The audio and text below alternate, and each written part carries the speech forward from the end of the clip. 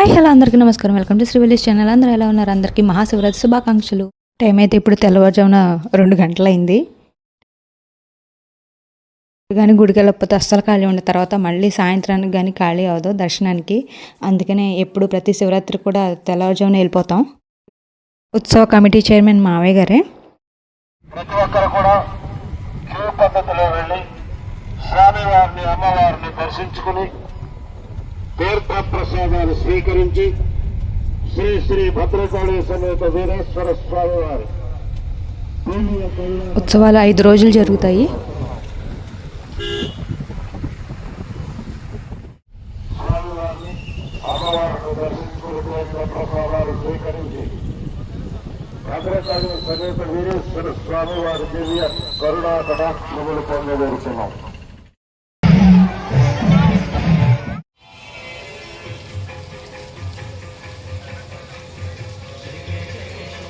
900 సంవత్సరాల చరిత్ర ఉంది ఈ ఆలయానికి. ఈ ఆలయంలో వీరేశ్వర స్వామి వారు స్వయంభూగా వెలిచారు.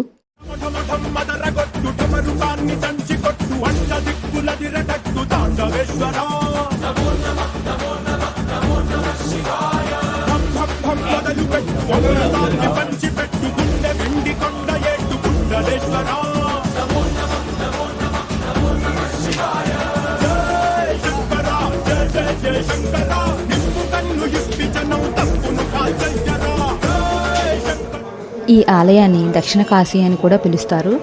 ఏలూరు జిల్లా కామవరపుకోటలో బ్రహ్మరాక్షసి వల్ల అనేక ఇబ్బందులు పడుతున్న గ్రామ ప్రజల్లో ఒకరికి వీరభద్రస్వామి కల్లోకి వచ్చి కాశీ నుండి నా విగ్రహాన్ని ప్రతిష్ఠింపచేయండి అని ఆజ్ఞాపించారు.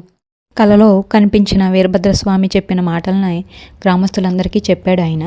అలాగే చేద్దామని వారిలో ఒకరు కాశీకి వెళ్ళారు. వెళ్ళాక ఆ రాత్రి వీరభద్రస్వామి కల్లో కనిపించి నన్ను ఎక్కడా కూడా కింద పెట్టద్దని చెప్తాడు. కామవరపు కోటకు వెళ్లే దారిలో ఒక కాలువ ఒకటి దాటాలి. అక్కడ ఆ బ్రాహ్మణుడు సంధ్యావందనం చేసుకుందామని అనుకుని ఆ విగ్రహాన్ని తాటి చెట్టు కింద పెడతాడు. సంధ్యావందనాన్ని పూర్తి చేసుకుని ఆ బ్రాహ్మణుడు ఆ విగ్రహాన్ని ఎత్తబోతే అది రావట్లేదంట. అప్పుడు వీరభద్రస్వామి ప్రత్యక్షమై, నా మాటను ఉల్లంఘించావు కనుక నేను ఇక్కడే ఉంటాను. నేను రావడం తెలిసి ఆ బ్రహ్మరాక్షసి పారిపోయింది. నేను ఇక్కడే ఉండి మీ ఊరిని కూడా చూస్తూ ఉంటానని చెప్పడంతో అక్కడే ప్రతిష్టాపన చేపిస్తారు. తాటి చెట్టు కింద దేవుడు వెలిసాడు కాబట్టి ఈ ఊరికి తాడువే అనే పేరు వచ్చింది. శివరాత్రి నుండి 5 రోజుల వరకు చాలా బాగా జరుగుతాయి ఇక్కడ తిరణాల్లో. ముగ్గు కొట్టాలతో ముగ్గులు వేసేసాం. ఇక పండగ అంటేనే మామిడి తోరణాలు కట్టేస్తాం. దేవుడికైతే ఇక నైవేద్యం పరవన్నం పెడతాం. దేవుడికి పూజ అయితే అయిపోయింది. పితృదేవతలకి బట్టలు కూడా పెట్టుకున్నాం. తులసమ్మకి నైవేద్యం పెట్టి ఇటు వచ్చేసరికి కాకి తింటున్నది.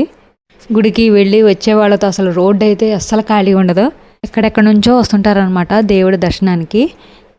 సుప్రజాన్ అయితే తెల్లవారుజామున తీసుకెళ్ళలేదు, సాయంత్రం వెళ్ళాం అందరం కలిసి. ఇవైతే దేవుడి వాహనాలు. నైట్ 5 రోజులు కూడా ఏదో ఒక కార్యక్రమం ఉంటుంది. మొదటి రోజు కూచిపూడి వేస్తున్నారు, అందరూ కూడా రెడీ అవుతున్నారు.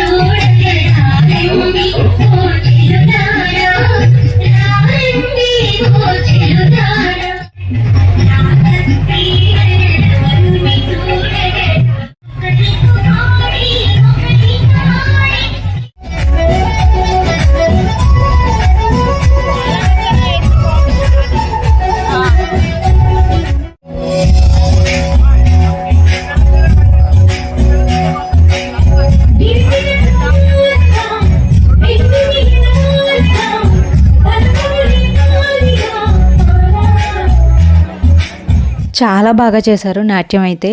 ఓ పక్క రెడీ అవటం, ఓ పక్క నాట్యం చేయడం, చిన్నపిల్లలు కూడా చాలా బాగా చేశారు. ఇన్ని పాటలు గుర్తుపెట్టుకుని నాట్యం చేసినందుకు వీళ్ళని నేర్పించిన గురువు గారిని ఎంత మెచ్చుకున్నా తక్కువే. దేవుడి ముందు వీరంగం వేస్తున్నారు.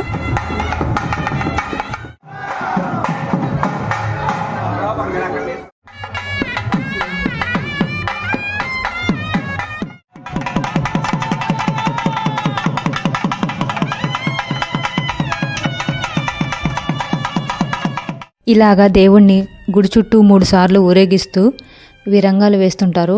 ఆ మంట ఊసల్ని నాలికి గుచ్చుకొని వీరంగం వేస్తుంటారనమాట.